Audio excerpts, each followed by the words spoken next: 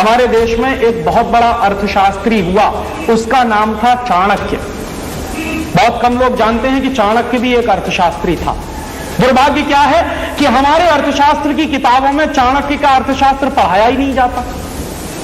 दुनिया जहान के तमाम अर्थशास्त्रियों को तो हम पढ़ते हैं, स्मिथ ने क्या कहा, स्टीवेंसन ने क्या कहा, उसने क्या कहा, फलाने ने क्या कहा, डिमाके ने क्या, जिससे हमको कुछ लेना देना नहीं।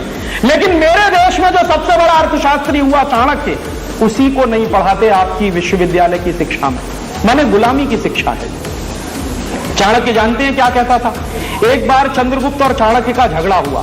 चाणक्य प्रधानमंत्री था, चंद्रगुप्त राजा था। तो चंद्रगुप्त और चाणक्य का झगड़ा हुआ। झगड़ा किस बात का हुआ? चंद्रगुप्त ने चाणक्य से कहा कि मुझे टैक्स कलेक्शन बढ़ाना, रेवेन्यू ज्यादा कलेक्ट करना।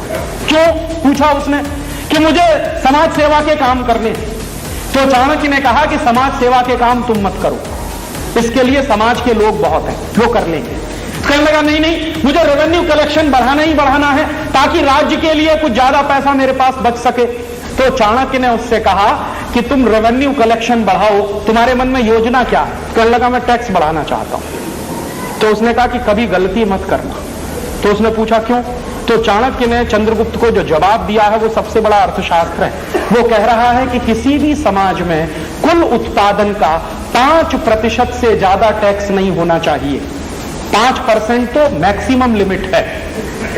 और इस समय वो बात कर रहा है चंद्रगुप्त से, तो कह रहा है कि इस समय हमारे राज्य में टोटल उत्पादन का 5% कर लग रहा है ऑलरेडी, इससे ज्यादा कर नहीं होना चाहिए।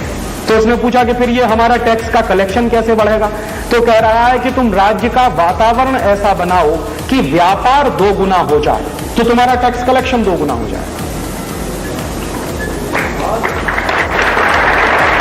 माने तुम व्यापार इतना बढ़ाओ कि वो अभी जो व्यापार चल रहा है उसका 2 गुना हो जाए, तो तुम्हारा टैक्स कलेक्शन 2 गुना हो जाएगा। टैक्स की दर बढ़ाने की जरूरत नहीं है। और वो चेतावनी दे रहा है कि ये गलती मत करना।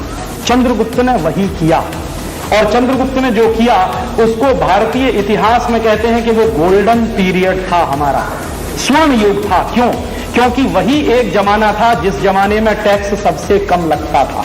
और ये जो चाणक्य की फिलॉसफी है कि टैक्स की रेट जितनी कम से कम होगी, टैक्स कलेक्शन उतना ही ज्यादा से ज्यादा होगा, ये भारत सरकार ने आज तक कभी इस्तेमाल नहीं किया। क्योंकि भारत सरकार स्वदेशी है नहीं, ये शरीर से दिखने में स्वदेशी है, इसमें काम करने वाले लोगों की आत्मा विदेशी है। अगर उनकी आत्मा देशी होती तो चाणक्य की इस फिलॉसफी को कब का इस देश में लागू किया गया होता। हमारे देश में एक ही नेता हुआ जिसने चाणक्य की इस आर्थिक फिलॉसफी को पूरी हिम्मत के साथ लागू करने की कोशिश की। शायद उसका नाम आप नहीं जानते होंगे। वो व्यक्ति था गुलाम बख्शी, जम्मू कश्मीर का चीफ मिनिस्टर हुआ। तो जब गुलाम बख्शी जम्मू कश्मीर का चीफ मिनिस्टर हुआ तो चाणक्य के अर्थशास्त्र को उसने पढ़ रखा था। तो चाणक्य के अर्थशास्त्र को पढ़ने के बाद उसने फैसला किया, चीफ मिनिस्टर बन गया, उसके तुरंत बाद उसने फैसला किया कि पूरे जम्मू कश्मीर में टैक्स की रिडक्शन करनी, टैक्स की दर कम करनी। और कितनी कम करनी है? उसने कहा मैक्सिमम 10%, इसके ऊपर नहीं जाना। तो हंगामा मच गया पूरे देश में। क्या हंगामा मच गया? बड़े बड़े अर्थशास्त्रियों ने यह चिल्लाना शुरू कर दिया कि ये जम्मू कश्मीर को डुबो देगा, टैक्स कलेक्शन नहीं आएगा, और टैक्स कलेक्शन नहीं आएगा तो सरकार नहीं चलेगी, राज्य नहीं चलेगा, राज्य के कामकाज नहीं चलेंगे, वगैरह वगैरह। पूरे देश में बहस चलने लगी। गुलाम बख्शी ने कहा कि मैं मुख्यमंत्री हो गया हूं, मैं ये करूंगा, और अगर चाणक्य ये कहता था तो एक बार करके तो देखूं, हो सकता है परिणाम निकल आए उसमें से। तो उस आदमी ने हिम्मत की और उसने टैक्स कम करते करते करते करते करते कहां तक ले गया? 10% पे ले गया। और उसने कहा 1 साल तक मैं यही चलाऊंगा। 1 साल उसने चलाया। 1 साल के बाद नतीजा जानते हैं क्या निकला? 1 साल पहले जम्मू कश्मीर में जितना टैक्स इकट्ठा होता था, जो टोटल रेवेन्यू कलेक्शन था, उसका 300 गुना ज्यादा दूसरे साल में कलेक्ट हुआ।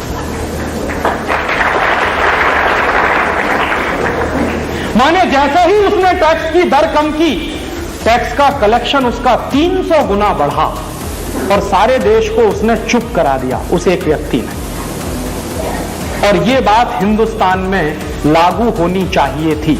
अंग्रेज चले गए, अंग्रेजों की टैक्सेशन की व्यवस्था खत्म होने के बाद अगर हिंदुस्तानी टैक्सेशन की व्यवस्था कोई आनी चाहिए थी तो वो ऐसी ही व्यवस्था होनी चाहिए थी जिसमें कम से कम टैक्स लगे लोगों के ऊपर और लोगों को छोड़ा जाए, मुक्त किया जाए। लेकिन दुर्भाग्य से हुआ उल्टा, अंग्रेजों ने जितने टैक्स लगाए उतने ही टैक्स आज आपके ऊपर लगे हुए हैं, डायरेक्ट और इनडायरेक्ट दोनों तरीके से।